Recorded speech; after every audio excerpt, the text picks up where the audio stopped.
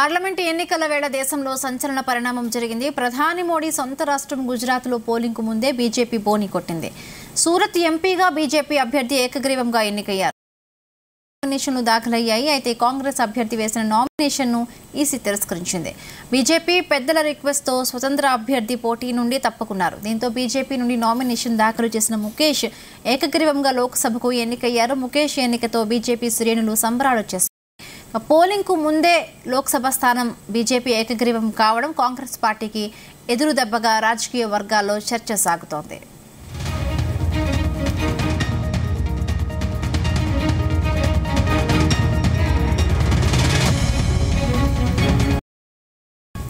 Right, దీనికి సంబంధించి మరిన్ని పూర్తి అప్డేట్స్ మా ప్రతినిధి శ్రీచరణ్ అందిస్తారు. శ్రీచరణ్, హిమబిందు అబ్కి బార్ 400 పార్ అని చెప్పేసి కూడా ప్రధానంగా బీజేపీ పార్టీ ప్రచారం చేస్తోంది. అయితే ప్రస్తుతం ఈ రోజు పార్లమెంట్ ఎన్నికల వేళ దేశంలో సంచలన పరిణామం జరిగిందని చెప్పుకోవాలి. మనము ప్రధాని మోదీ సొంత రాష్ట్రం గుజరాత్ లో పోలింగ్ ముందే బీజేపీ బోని కొట్టింది.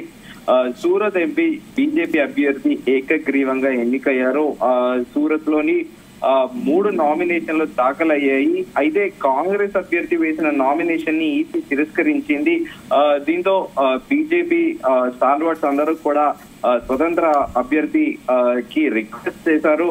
దాంతో ఆ ఇండిపెండెంట్ క్యాండిడేట్ ఎవరైతే ఉన్నారో ఆయన రేస్ నుంచి తప్పుకున్నారు. దీంతో బీజేపీ నుంచి నామినేషన్ దాఖలు చేసిన ముఖేష్ ఏకగ్రీవంగా లోక్సభకు ఎన్నికయ్యారు.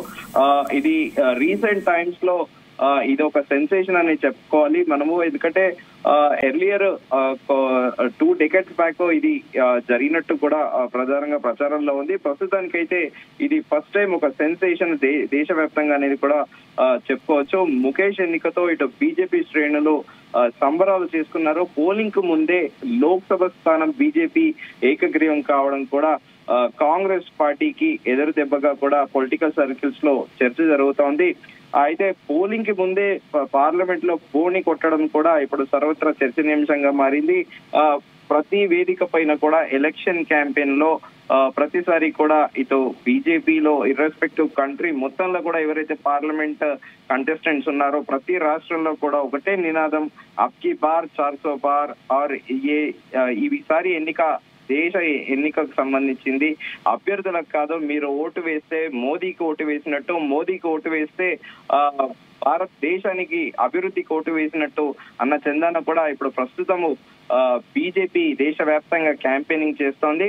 అయితే ఈ రోజు మాత్రము ఇది సంచలనాత్మకంగా మారింది. అసలు యునానిమస్ గా ఆయన ఎన్నికవడం కూడా యావత్ దేశం అంతా నివ్వెరపోతుంది. దట్టు గుజరాత్ లో కూడా ఫస్ట్ నుంచి కూడా నరేంద్ర మోదీ ఆయన చీఫ్ మినిస్టర్ గా ఉన్నప్పుడు 3 సార్లు కూడా ముఖ్యమంత్రిగా బాధ్యతలు నిర్వర్తించారు. ఆయన అక్కడ ఒక గుజరాత్ లో ఒక పాత్ లీడ్ చేశారు. బీజేపీ పార్టీకి మరో 20 ఏళ్ల పాటు కూడా బీజేపీ అక్కడ ఉంటుంది అనేది చందాన కూడా ఆయన ఒక సిస్టమ్ ని కూడా ఒక వ్యవస్థని రూపొందించారు బీజేపీ పార్టీకి అనేది కూడా ప్రధానంగా చర్చ నడుస్తోంది. అయితే దానిలో భాగంగానే సూరత్ ఎంపీ ఏకగ్రీవంగా ఎన్నికవడం మాత్రము దేశవ్యాప్తంగా అందరూ షాక్ అవుతున్నారు.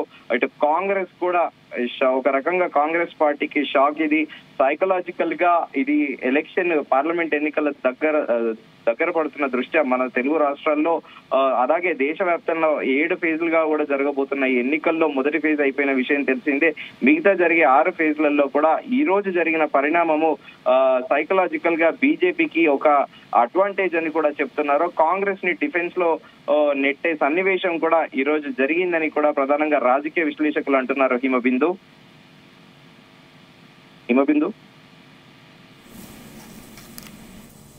Right, thank you Sricharan, thanks for the updates.